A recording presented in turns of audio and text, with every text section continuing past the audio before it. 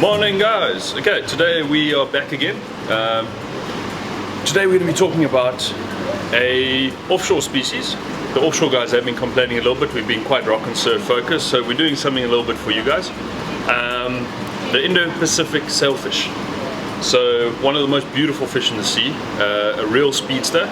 They absolutely like a little Ferrari underwater. Scientific name Istiophorus platyterus, which means to bear sail. Istiophorus means to bear sail, obviously from its fin, and platyterus means flat wing, so bear sail, flat wing. You know. So the fish itself is quite an oblong shape. You're talking that kind of a shape to it, and a very long fish, thinnish tail, very similar to a tuna type tail if you've ever seen that. They've got their pec fins that come out underneath. They've got very pec fins on the side. The fins that come out underneath are very long and extended. It's quite a unique feature. Along with they form part of the billfish. So obviously have a long extended bill on the front, top jaw longer than the bottom jaw.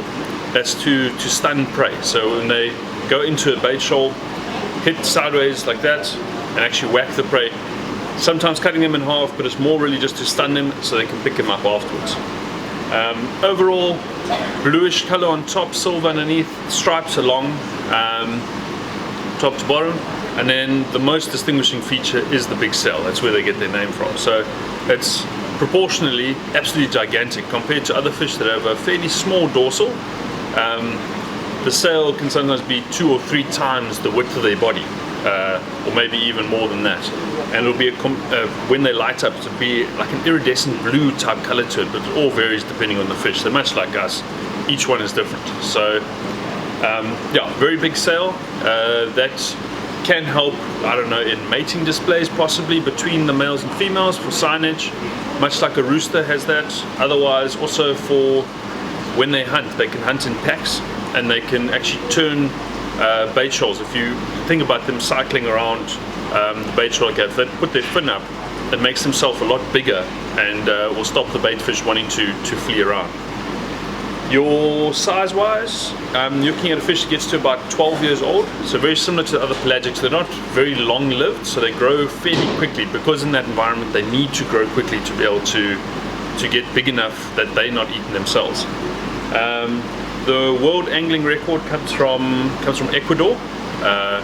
That's also I think it's the IGFA record as well. That's a fish of 100 kilos, so that's an absolutely giant sailfish. I mean, most of the guys we get are a hell of a lot smaller than that.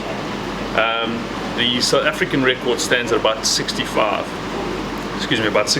kilos. So yeah, we get them a lot smaller here, but they do move around a lot. So it's a migratory species. They like warm, crystal clear water, a lot like the other pelagic species. So you're really going to find them in the surface layers of the water, down to maybe about 100 meters, if that. They really like that being above the thermoclines. That's that change in water temperature.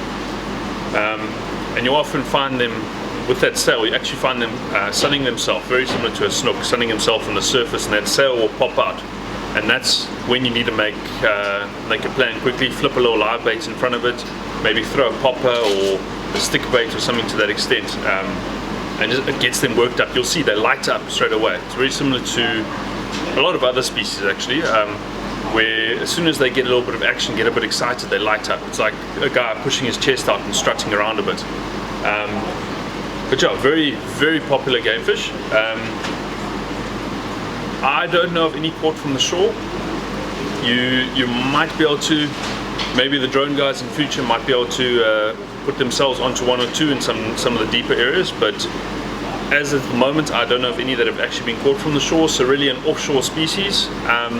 You're going to be looking in the warmer waters, ideally somewhere where there's a bit of change, so a change in temperature, a color line, around any flotsam, so they're floating debris, similar to like a dorado where you find them underneath the floating trees and stuff like that, because they're coming there to feed. So always have that little pitching rod ready, have a live bait that you can just hook on with a circle hook, flick out in front, and yeah, you're going to be 9 times out of 10, if you can get it in front of him while he's on the surface, he will take the bait.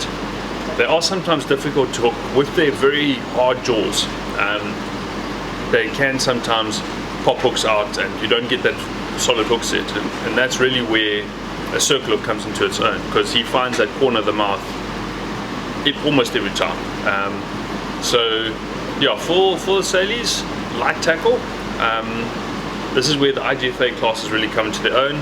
10 kilo is really kind of the heaviest I would ever go for them, but you're looking at your 6 and 4 kilo line classes are very capable of landing pretty big Sailies. And that's also, a circle hook really helps that, because you're not having to set the hook very hard. He sets himself, you just got to put a bit of tension on, he's going to find the corner.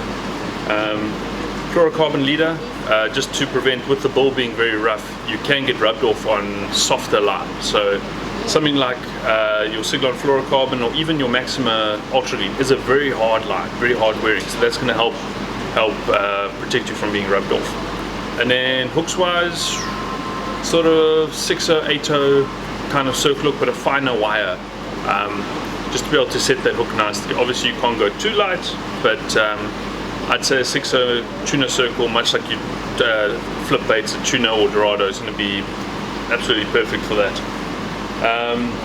You are allowed to keep 5 per person per day, but that's, I don't know when anybody's ever going to need that many sailfish, that much meat. I mean, if you're talking about a 30 kilo fish, 5 adds up very quickly. So ideally release them. They are beautiful fish. The recapture rates are actually quite good, so they do survive, unlike a lot of the other bullfish that seem to not handle the stress of being fought for a few hours.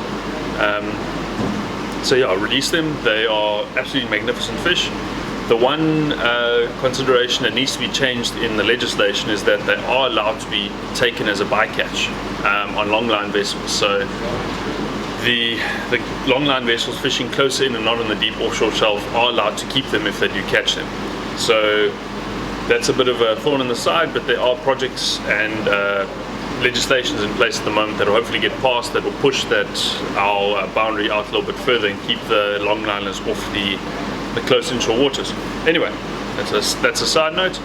Yeah, the sailfish, beautiful fish, really available for anybody. You can tackle them on light artificials, you can tackle them on fly, absolutely beautiful to do that. Spinning tackle, your lighter line classes, your smaller tackle, your kuta stuff will handle them beautifully.